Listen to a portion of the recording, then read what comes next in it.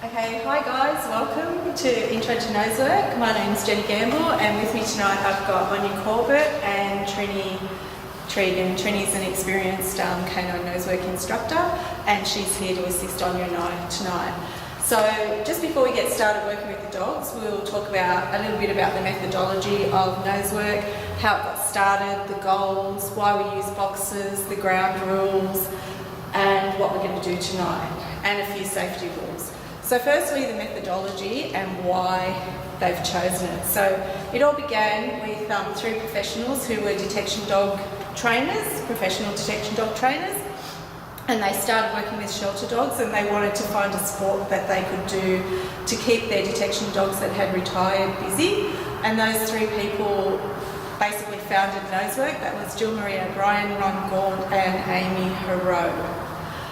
So a little bit about it. The reason they founded it and the method that they use is so that they can build independence for their dogs, confidence, focus. They can teach their dogs to independently problem solve and use their natural instincts. Anyone can do it. They use a primary as a target or a toy, and like I said, it teaches the dogs confidence and builds their hunt drive. So the goals of canine nosework are building intensity, allowing the dogs to search, teaching them in small steps, building their desire, building their confidence, and giving them the hunt drive that we're looking for. And later on, after we've gone through a number of classes, we'll move on to odour, and then it will become really important where you reward and how you reward, and rewarding at source, but we'll talk about that during the class.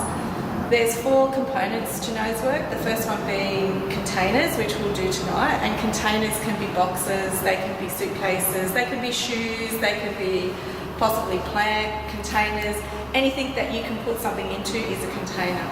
You'll then move on to exteriors, and you'll also do interiors, so the inside of this building could be searched, and the source could be anywhere in this building. It could be on a wall, it could be on the ground, it could be hidden anywhere, so they'll do interiors, and lastly they'll do vehicles, and they'll learn to search the exterior of a vehicle only. We don't search interiors, and we don't search up high on a vehicle. So the game starts with boxes, and why we use boxes. We use boxes so that we can limit the environment that the dog's working in. We can focus the dog on the boxes, teach him the game. The boxes contain a reward for the dog, and the dog learns to prefer the game to the environment. Some of the rules for nosework: you have to keep your dog outside, either crated or in your car. One dog will hunt at any one time, and everybody should come in the door over on your left and go out the door to your right. Now I've lost track of my mind. Right. So just continuing on with the ground rules. We spoke about the entrance and the exit. There'll also be a running order. So when you came in, you would have signed into the book. That's the order that we'll use to run the dogs tonight. So one of the main things we want you to remember and focus on is supporting each other, watching each other's dogs and watching your own dog. And just remember that if your dog goes to the toilet inside the building, don't worry about it. Just take your dog straight out. We'll clean it up, and we can resume the search a little bit later. And always toilet your dog before and after you come into a search, and give them a drink of water, because hunting is thirsty work and peeing work. So, make sure that. And remember that one of the main things about canine nosework is that you have fun. Have fun with your dog, build your dog's desire, and most importantly, leave all your obedience at home. There's no sitting, no staying, and no instructions to your dog about any obedience or what they should do. Let your dog do what comes naturally to your dog, and let your dog search naturally and learn naturally and build the desire to hunt, which he already has, and the desire to sniff. So tonight we'll start off in the running order that we spoke about, and what we'll do is you'll bring your dog in, and you'll keep your dog on lead, and we'll place the primary owner in the box. I don't need you to do anything tonight. I just need you to hold your dog on lead. I'll let you know when to go. When you go, your dog will go on a loose lead. Don't hold him tight and don't pull him or yank him around. Just let him go out to the box and self-reward. Now the reason we're self-rewarding tonight is so that you can observe your dog and your dog has the freedom to hunt without being obstructed by anything. So I'll fill the boxes and your dog can keep hunting while I'm putting the food into the boxes, and you just need to stand back and observe tonight, and possibly next week we'll have a go where you can put the food into the boxes. It's really important that the dog is rewarded at source, so that's why the food is already in the box, so he's self-rewarding. So once you're used to training with your dog and you're used to working him on a loose lead and you're used to him going to source, you can then reward at source, but it's really important that you do reward at source. And the reason for that is if you had a bomb detection dog and they alerted half a metre from the source, or maybe not even half a metre, you could be still searching for that bomb when it goes off because your dog hasn't told you exactly where it is. So it's really imperative that they reward at source, and it becomes even more important when we're on odour. So if anyone's got any questions, I'm happy to answer them now. Otherwise, we can get started and have fun. Okay, just keep her on lead. Yeah. And just bring her up. Good girl. What's her name? Kira. Thank you. Just checking that she's willing to work, and obviously she is, and looks like she already knows the game. So if you just hold her, they come in on a loose lead. And I'll just put some food out for her. Here's just one box. You can do either. She's pretty keen. Okay, just bring her up. And you let her off on a loose lead and you stay still.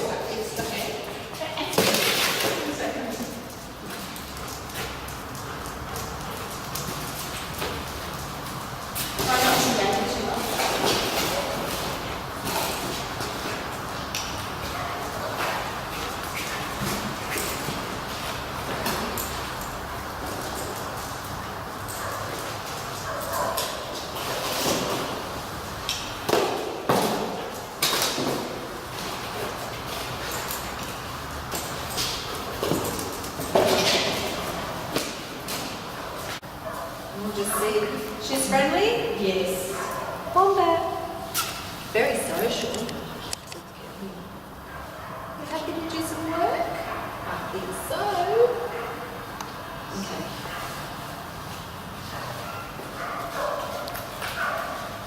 I think you know this game. Have you practiced with her already? No, but she had one lesson this year. Oh, okay. No worries.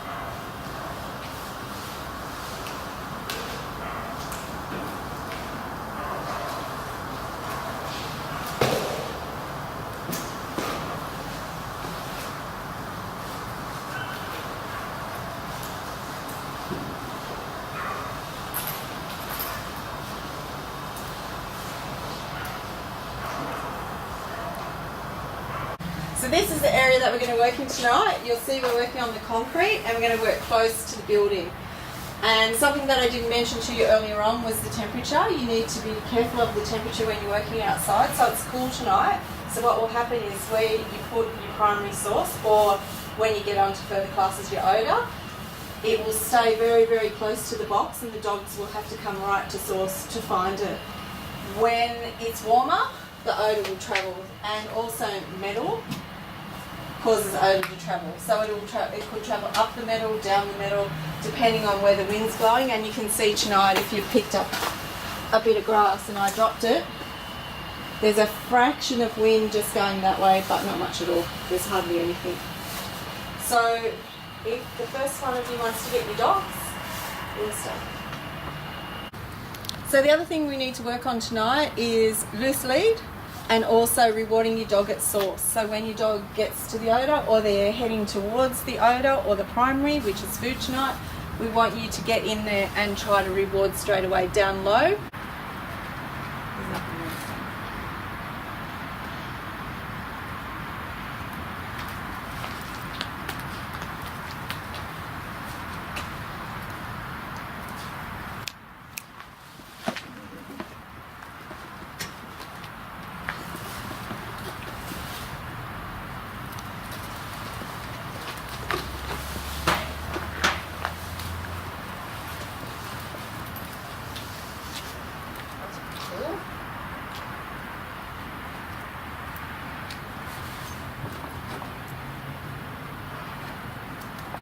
Okay, so all your dogs are working exceptionally well tonight. I think they're doing a really great job. They're focused, they understand the game. So the last run tonight we're going to do is going to be with no boxes. I've removed all the boxes, and I've put the primary out in position. I want you to bring your dogs up and start it.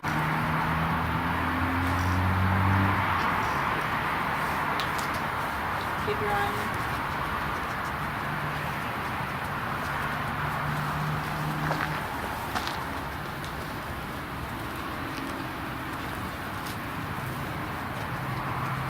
So you just stand there, just hold.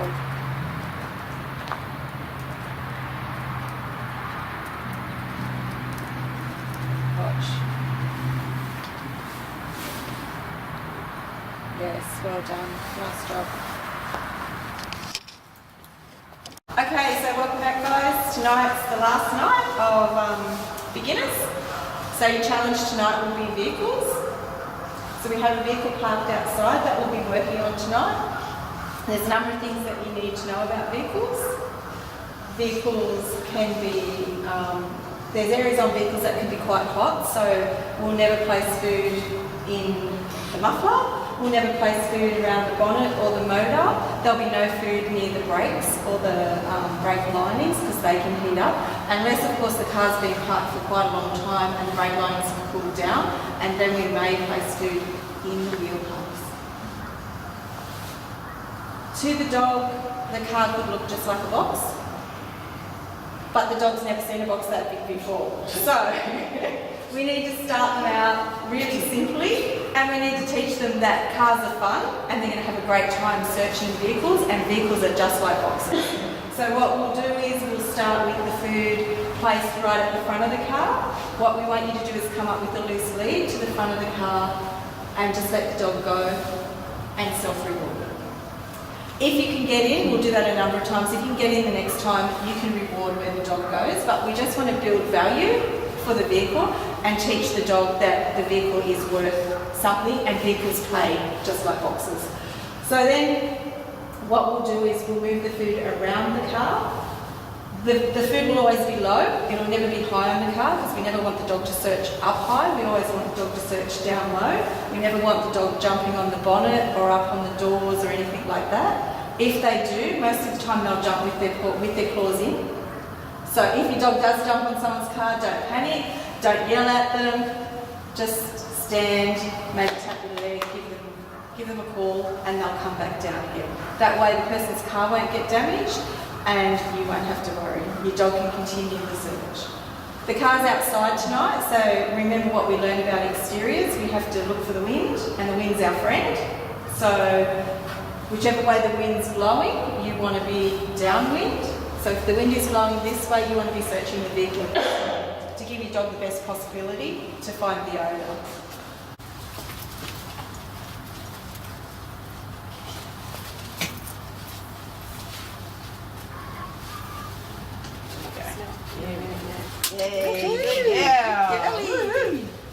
Yes, I'm the food lady.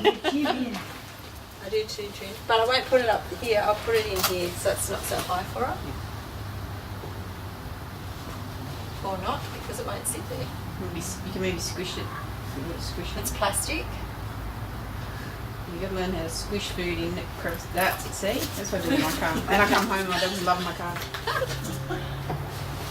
Come back.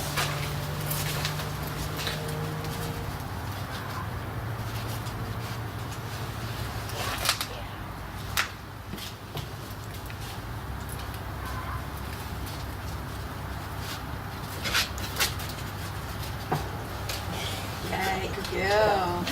All right, good girl. Well done. Let's talk. Learning something new. Absolutely, you're teaching them something new. We're looking for the dog's motivation, we're looking for their drive. We want to take them back to something that they're familiar with, take them back to the boxes. We want you as a handler to be able to identify what the dog's doing and when he's on odour and when he's not on odour and focus on him working. We want you at the end of this class to be able, the 6 weeks, not tonight, to be able to work on and off lead with your dog and work comfortably on and off lead and be able to handle the lead.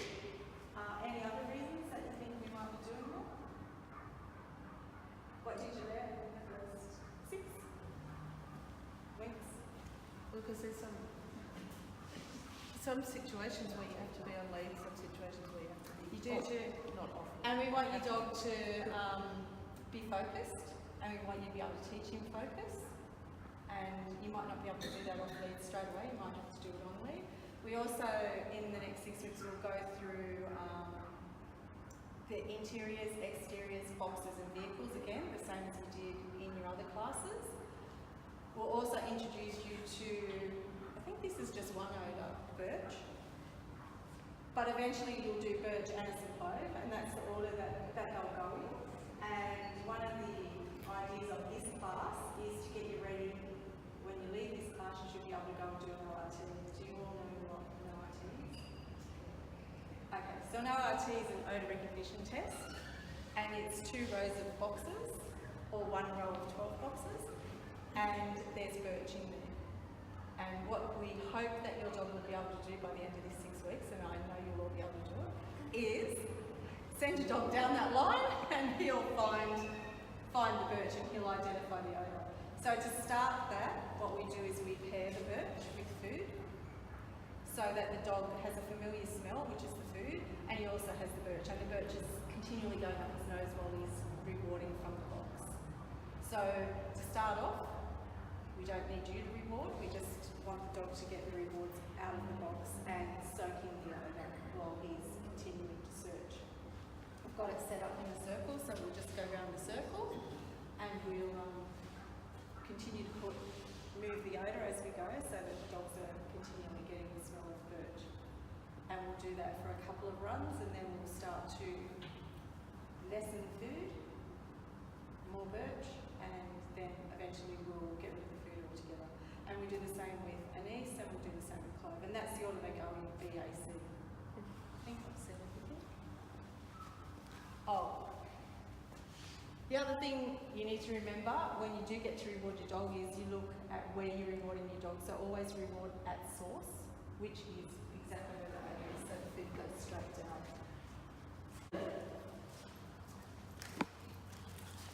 Loosely. If you have to let it out a bit, just let you let it out in your hand. Oh, sorry.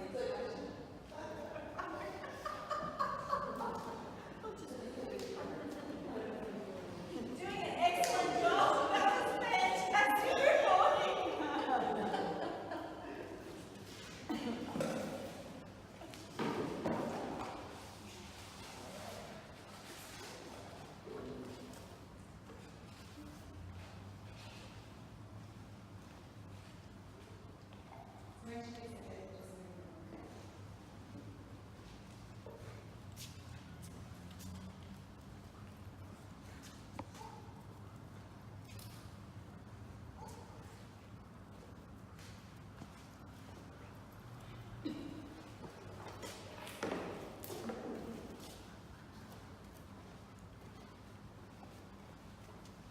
nice rewarding. That's really good.